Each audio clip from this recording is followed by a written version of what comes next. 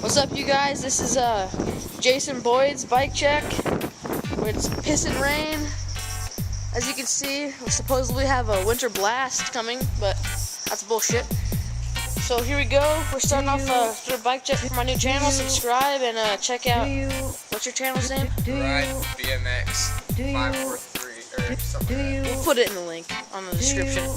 So here we go. It's a cardinal frame. He's gonna take it off. Alright, starting with the front, we got the United Beacon bars with the stock premium stem, and then stolen headset. And we got the forks, just stock premiums. And then front wheel is Alienation laced to just stock hub with a Fit FAF 2.5. Marijuana is the bomb. And then coming to the middle, or whatever, got Fly Rail C.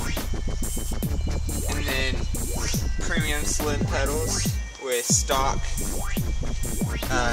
cranks. Sprocky Balboa sprocket with stock bottom bracket with a KMC chain. And then the back, you got 9-tube driver with an Eastern hub with Eastern rim. And then crap specialized tread. What's your frame?